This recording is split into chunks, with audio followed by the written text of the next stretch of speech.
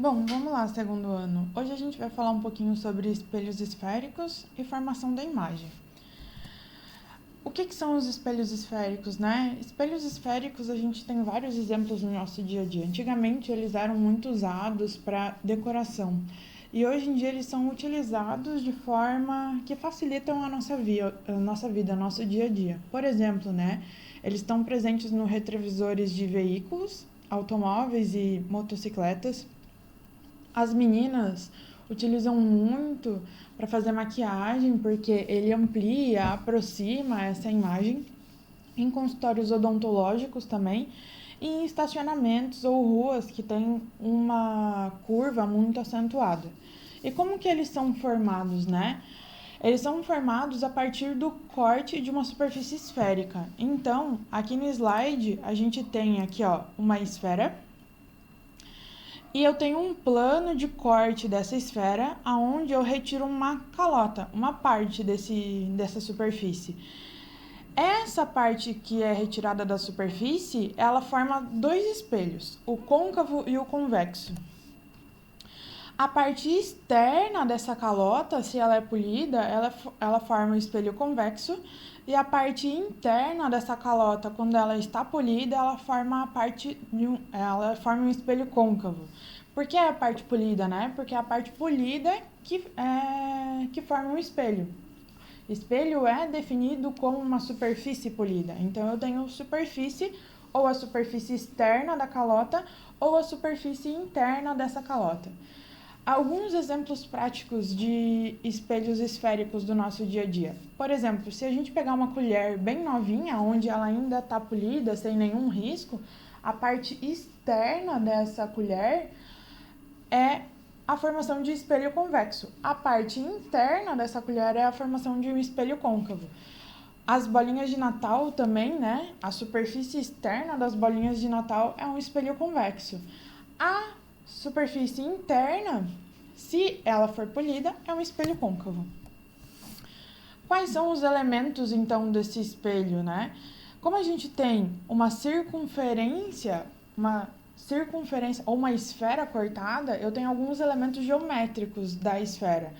Quais são os elementos geométricos da esfera? O centro, o raio, borda, comprimento, etc, né? Aqui, quando a gente está falando de espelhos, o centro do espelho, o ponto central desse espelho é chamado de centro de curvatura, né? É do centro à superfície do espelho, eu tenho uma medida chamada de raio. Esse raio é o que vai formar essa circunferência. Então, vamos começar as definições, né? A gente sempre vai trabalhar com um eixo principal desse espelho, tá? Nesse eixo principal, tudo que tiver à esquerda vai ser positivo. Lembrando de um plano cartesiano, eu tenho o eixo X lá, então a gente vai trabalhar com esse eixo horizontal. Esse eixo horizontal, lá na matemática, que é chamado de X, aqui a gente vai chamar de eixo principal. O que tiver à esquerda do eixo é sempre positivo. A gente vai trocar essa orientação positiva e negativa lá da matemática aqui, tá? Então, o que tiver à esquerda do meu espelho é positivo, o que tiver à direita do meu espelho é negativo. Então, o que tiver à esquerda aqui, eu tenho os valores positivos, e da superfície do espelho à direita eu tenho os valores negativos. Além disso, né, a gente tem a superfície do espelho em desenho, em forma de representação. Quando eu tenho essa rugosidade aqui aparecendo, eu estou falando que eu tenho um espelho côncavo, significa que nesse outro lado é a parte polida. Se essa rugosidade tivesse neste lado direito, eu estaria falando de um espelho convexo, porque daí a parte aqui, à esquerda, seria polida. Além disso, eu tenho o vértice, que é o ponto de encontro do eixo principal com a superfície do espelho. Do vértice até essa letra F, eu tenho o foco desse espelho, que é o ponto médio entre o vértice e o centro desse espelho. E do vértice ao centro do espelho, eu tenho o raio, que é o raio de curvatura, o raio que forma essa esfera. Bom, aqui do lado vocês têm o que significa cada um dos elementos geométricos, né? C é o centro de curvatura do espelho, é o centro da esfera que originou essa calota. V é o vértice do espelho, o ponto central da calota esférica. F é o foco do espelho, que é o ponto médio entre o centro de curvatura e o vértice. F é a distância focal do espelho, então é a distância de F, da distância do foco ao vértice. E R é o raio de curvatura do espelho, é a distância do centro ao vértice. Essa distância focal aqui, ela é definida como sendo a metade do raio. Então, F, que é a distância focal, é o raio dividido por 2. Para a formação de imagem em espelhos esféricos, todas as leis de reflexão que a gente estudou lá para espelhos planos valem aqui. E a gente vai trabalhar com 4 raios que se chamam raios notáveis para a formação da imagem em espelhos esféricos.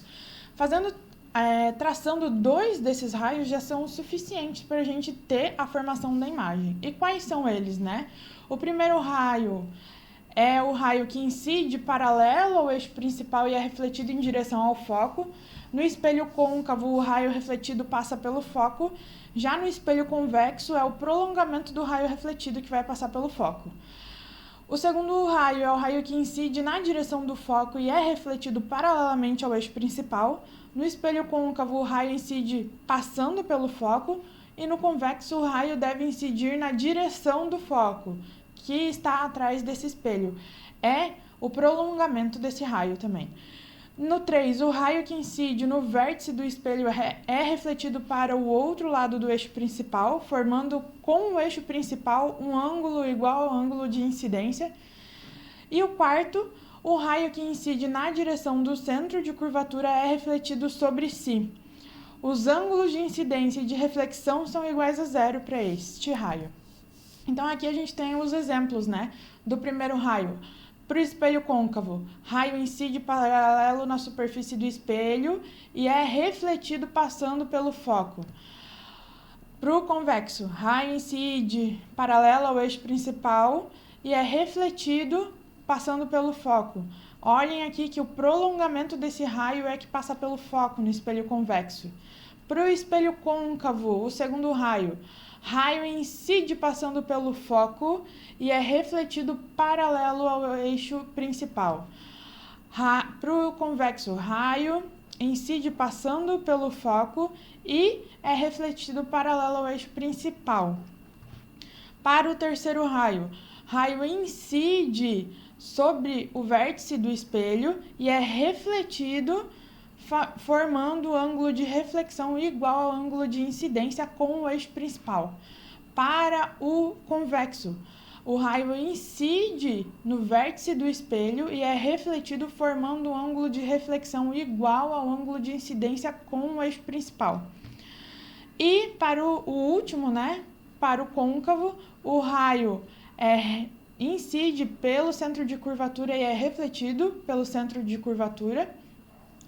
E para o convexo, o raio incide passando pelo centro de curvatura e é refletido passando pelo centro de curvatura.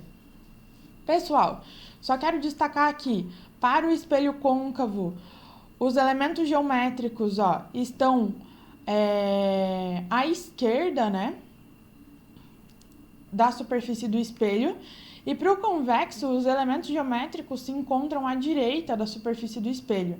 Então, aqui, né, nessa região, é a região rugosa, atrás, e aqui é a região de superfície polida. Aqui eu tenho a superfície polida e aqui eu tenho a região rugosa, que não é polida. Formação, então, da imagem em espelhos esféricos. Sobre a constituição ou o desenho desses raios, vai ter um outro videozinho mostrando para vocês como é que se faz a construção desses raios, tá? Para os espelhos convexos, a imagem do objeto, que o objeto é um objeto real, formada no espelho convexo, sempre vai ser virtual, direita e menor do que o objeto. Então, aqui, a gente tem a representação do objeto.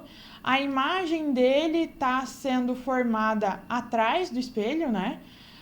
É uma imagem menor, direita e virtual.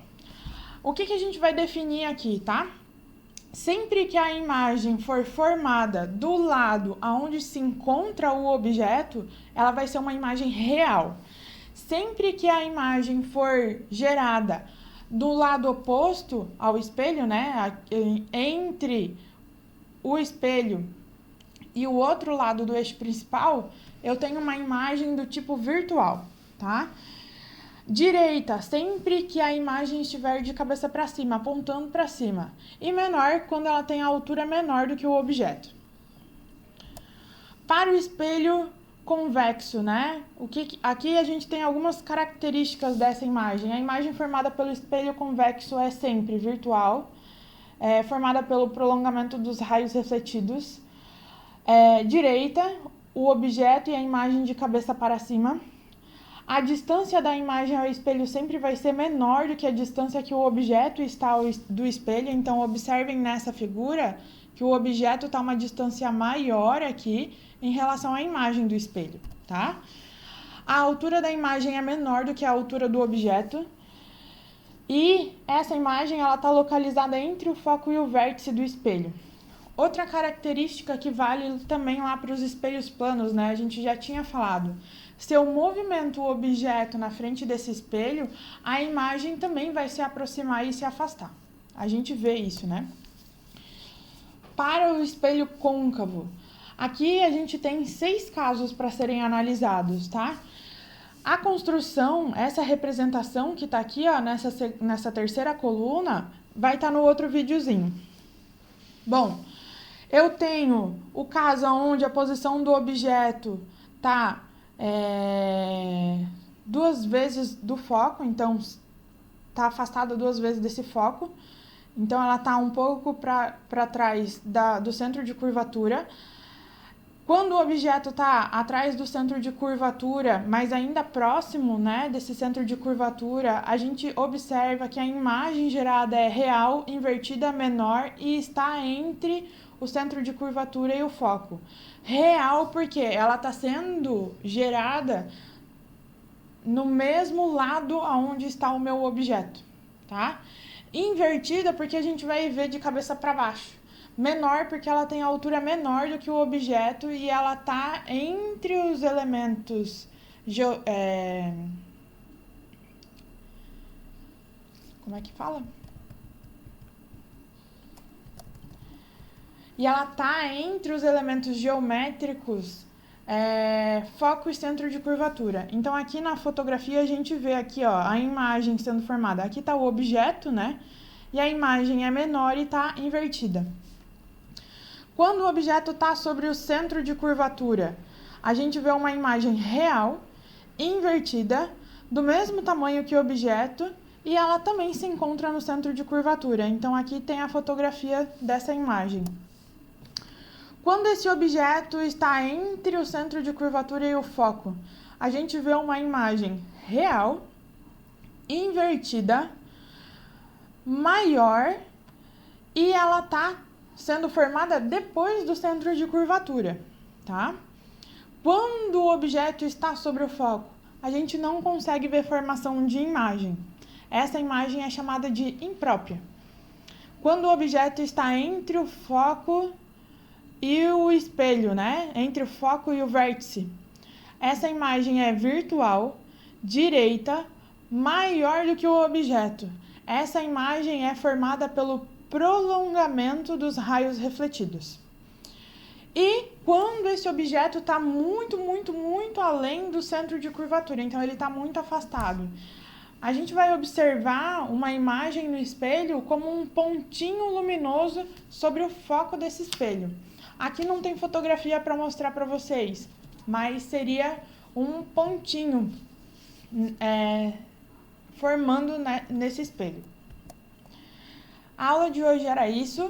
Assistam o vídeo onde eu vou fazer a representação desses raios aqui, para ficar claro para vocês como é que se faz a construção da imagem por meio dos raios notáveis.